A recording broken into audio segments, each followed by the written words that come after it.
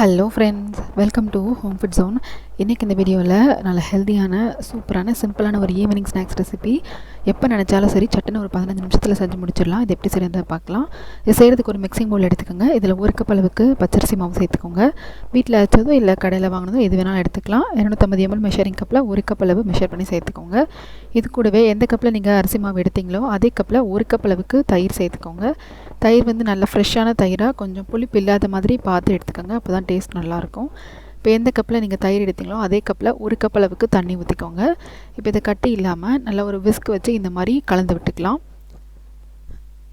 இன்னும் கொஞ்சம் மாவு கட்டியாக இருக்கிறதுனால இன்னும் ஒரு 1/4 கப் அளவு தண்ணி சேர்த்து மிக்ஸ் பண்ணிக்கலாம். நீங்கள் எடுத்துருக்கிற அரிசி மாவுக்கு ஏற்ற மாதிரி தண்ணி கொஞ்சம் அதிகமாகவும் இல்லை கம்மியாகவும் தேவைப்படும். அதெல்லாம் முதல்ல ஒரு 1/4 கப் அளவு சேர்த்துட்டு ரெண்டாவது நீங்கள் தேவைப்படுற தண்ணியை பார்த்து சேர்த்துக்கோங்க. இந்த மாதிரி மாவு நல்லா கெட்டியாக வந்து மிக்ஸ் பண்ணி எடுத்துக்கணும். இப்போ இதில் ஒரு 1/4 கப் அளவுக்கு சர்க்கரை சேர்த்துக்கோங்க.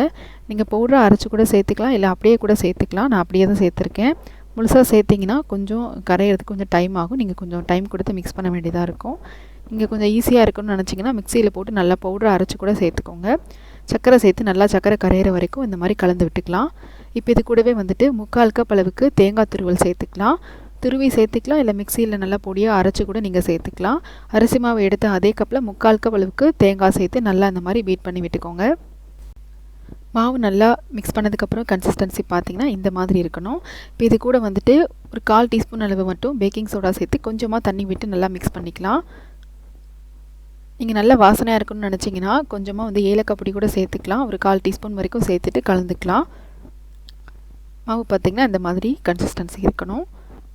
இது நீங்கள் ஊற வைக்க தேவையில்லை, அப்படியே நீங்கள் டேரெக்டாக ஊற்றி வேக வச்சு எடுத்துக்கலாம். இதை வேக வச்சு எடுக்கிறதுக்காக இந்த மாதிரி நான் வந்து சின்ன சின்ன டம்ளர் எடுத்திருக்கேன். நீங்கள் சின்ன சின்ன பவுல் கூட எடுத்துக்கலாம். டேரெக்டாக இட்லி பாத்திரத்திலே வச்சு கூட நீங்கள் வேக வச்சு எடுத்துக்கலாம். இந்த மாதிரி டம்ளரில் லைட்டாக எண்ணெய் இல்லைன்னா நெய் தடவிட்டு இந்த மாதிரி இலை வச்சு நான் வேக வச்சு எடுத்திருக்கேன். இந்த மாதிரி செய்யும்போது நல்லா வாசனையாக இருக்கும். அது மாதிரி இந்த டம்ளர்லேருந்து எடுக்கிறதுக்கும் கொஞ்சம் ஈஸியாக இருக்கும். அதனால் நான் இலை போட்டு வேக வைக்கிறேன். இலை இருந்தால் நீங்கள் போட்டுக்கலாம், என்னெல்லாம் ஸ்கிப் பண்ணிக்கலாம். இந்த டம்ளரில் வந்து ஒரு பாதி அளவு மட்டும் நம்ம கலந்து எடுத்த மாவை வந்து நிரப்பி எடுத்துக்கலாம். ரொம்ப நிரம்புற மாதிரி விட வேண்டாம், ஒரு பாதி அளவு மாவு நிரப்பினீங்கனாலே போதும். இதுக்கு மேலே கருப்பு எள்ளு இல்லைனா வெள்ளை எள்ளு எது வேணாலும் நீங்கள் சேர்த்துக்கலாம், இல்லை நீங்கள் நட்ஸு சேர்க்குறதா இருந்தால் கூட சேர்த்துக்கலாம், உங்களோட விருப்பம் தான். கொஞ்சமாக இந்த மாதிரி மேலே தூவி விட்டுக்கலாம். இப்போ இதை நம்ம வேக வச்சு எடுக்கிறதுக்காக இந்த மாதிரி ஒரு பேனில் அடியில் தண்ணி ஊற்றி சூடு பண்ணிவிட்டு மேலே ஒரு ஸ்டீமர் வச்சுக்கலாம். இதில் நம்ம மாவு நிரப்பி எடுத்துருக்கிற அந்த பவுல் எல்லாத்தையுமே நம்ம இந்த மாதிரி சேர்த்துட்டு ஒரு மூடி போட்டு அப்படியே விட்டு ஒரு 15 நிமிஷம் அப்படியே நம்ம வேக வச்சு எடுத்துக்கலாம். 15 நிமிஷம் நல்லா வெந்ததுக்கப்புறம் பார்த்தீங்கன்னா நல்லா இந்த மாதிரி சூப்பராகவே வெந்து வந்திருக்கும். அதுக்கு மேலே நீங்கள் வேக வைக்கணும்னு தேவையில்லை. இப்போ இதை நம்ம வெளியில் எடுத்துடலாம். கொஞ்சம் லேசாக சூடு ஆறுனதும் இந்த இலையிலேருந்து எடுத்திங்கன்னா ஈஸியாக வந்து எடுக்கிறதுக்கு வரும். அப்படியே எடுத்து நீங்கள் சுட சுட சர்வ் பண்ணலாம், ரொம்ப நல்லாயிருக்கும். ஈவினிங் ஸ்நாக்ஸாக கூட நீங்கள் செஞ்சு கொடுக்கலாம், குழந்தைங்களுக்கு கூட ரொம்ப பிடிக்கும். நீங்கள் வெள்ளை சக்கரை சேர்க்க விருப்பம் இல்லைன்னு நினச்சிங்கன்னா அதுக்கு பதிலாக நீங்கள் நாட்டு சக்கரை இல்லைனா வெல்லம் துருவி சேர்த்து கூட நீங்கள் தாராளமாக செய்யலாம்.